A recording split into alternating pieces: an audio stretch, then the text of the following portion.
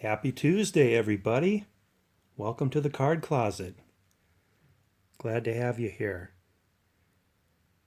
I've got another set to show you tonight. That COMC order from a few days back had a Ernie DeGregorio card from 74-75 Topps Basketball, and it was the last card I needed to complete that set. So I'm going to show you the 1974-75 Topps Basketball set. It has 264 cards in it. I've got mixed feelings about the set. One thing I love about the set is that it's got NBA and ABA cards in it. It's fun to see those ABA teams on cardboard. Topps did that throughout the early 70s. But the part I just can't stand about these cards is the backgrounds behind the players. And I'll show you some examples of that. The valuable cards in the set are Kareem Abdul-Jabbar, Pete Maravich, Julius Erving, Wilt Chamberlain, Jerry West, and any team card or leader card with those same people on them. The big rookies are George Gervin and Bill Walton. So here we go. Starts off with a championship card. Kareem Abdul-Jabbar shooting over Don Nelson there. Celtics would win that title.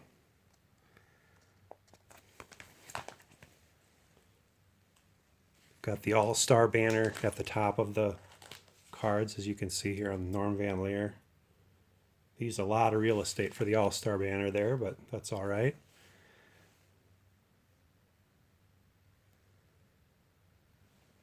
Here's what I mean when I talk about the background.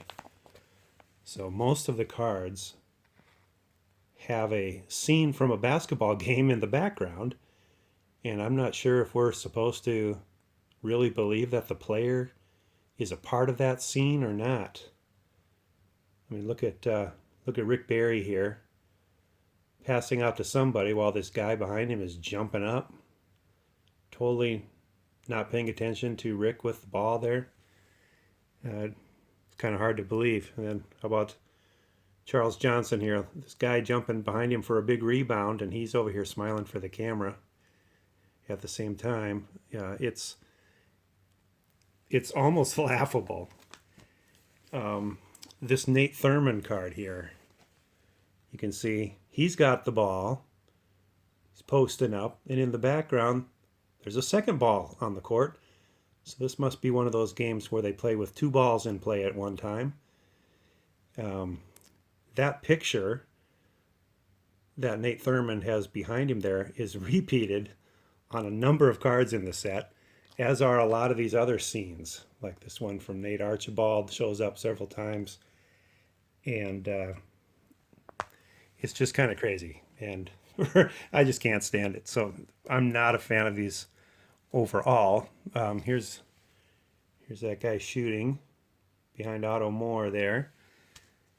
Some of the better cards, Gail Goodrich. It's a good player. Lakers, Pat Riley. Pat Riley card as a player. Thought that's a neat card. And here's Jerry West. Some of the players were spared the background scene. Kareem Abdul-Jabbar, one of the big cards in the set. Still playing for the Milwaukee Bucks there at that time.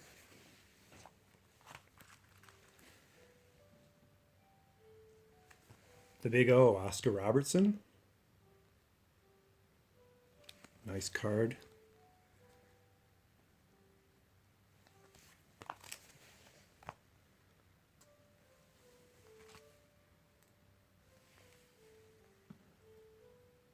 Blazers card of Bill Walton. There it is. Bill Walton's rookie card. Whoop. He's got some game going on behind him, too. In fact, it's that same guy that's on the shooting behind him that was shooting behind that other card I showed you. Same picture back there. Slick Watts card. I think he's the first player I remember seeing that shaved his head like that. He was near the end of his career when I was a little kid. I always thought he looked pretty cool like that. Not a lot of players do it, of course. There's some leader cards with some future Hall of Famers on them.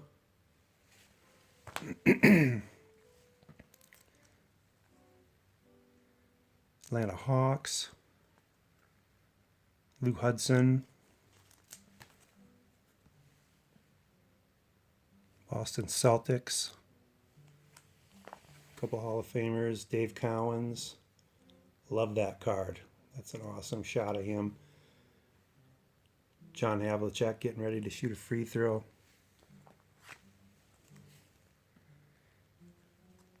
Buffalo Braves. That's a name you don't hear much anymore. Bob McAdoo. There's that picture of that guy shooting behind him again.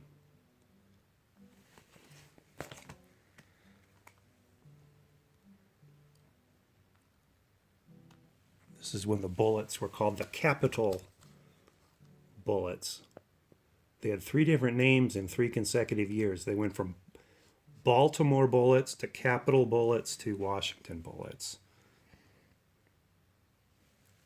Elvin Hayes, pretty cool. Here's that same guy shooting behind Jim Clemens.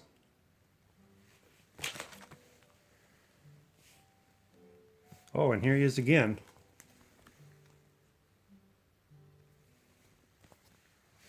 Shooting there. These are the Rockets. Rudy Tomjanovich. Here's what his face looked like before it got punched and had to be reconstructed because of all the facial bone fractures that he got. This is a couple years prior to that. So that's his natural look. It's kind of interesting. Pete Maravich card. Pete Maravich's cards are always valuable. He's a popular player. A lot of people collect him. Walt Frazier. Senator Bill Bradley. Here's Phil Jackson again as a player. He's the guy facing the camera there with the beard. The Pearl Monroe. This Doug Collins card actually is his rookie card and has some value to it compared to the rest of them in the set. And then we switch over to ABA. And this is where things get fun. So here's Dr. J. Championship game that year, Nets versus the Stars. ABA was, I don't think, as good. I mean, they like to say they were just as good as the NBA, but the depth wasn't there. They had far fewer teams. So we've got the Denver Nuggets.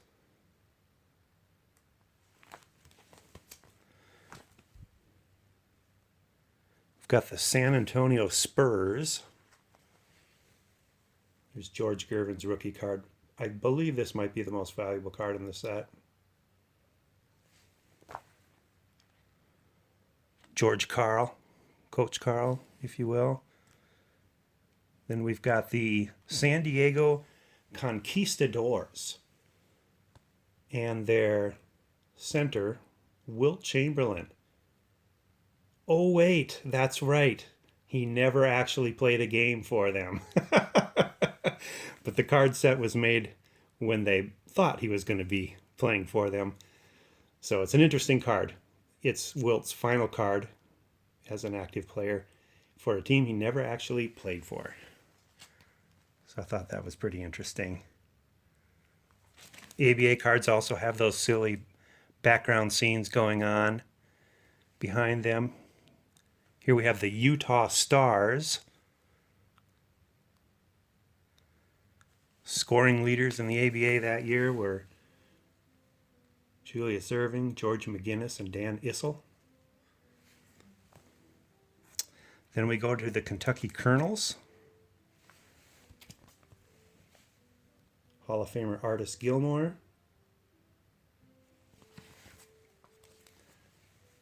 Hall of Famer Dan Issel. I wish I was old enough to remember the ABA days.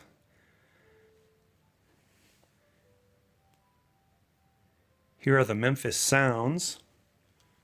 And it says right on the card, formerly Memphis Tams. New Jersey Nets.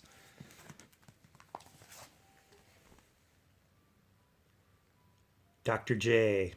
Really cool action shot. I'm sure glad they gave him a respectable, awesome looking card, rather than these guys with the stuff going on in the background, which by now really bugs me.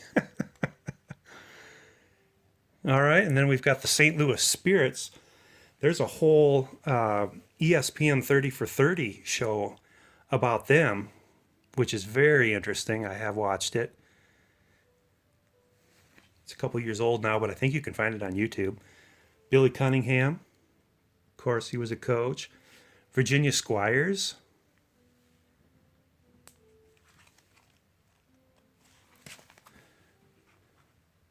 And that's all. So, hope you enjoyed it. It's a set you don't see a lot of. You just don't see a lot of people showing off these early 70s basketball sets on their YouTube channels. So hopefully it was interesting for you. Maybe something you hadn't even seen before. So that's all I've got for tonight. Have a great rest of your Tuesday. And 1974-75 Topps basketball is in the books.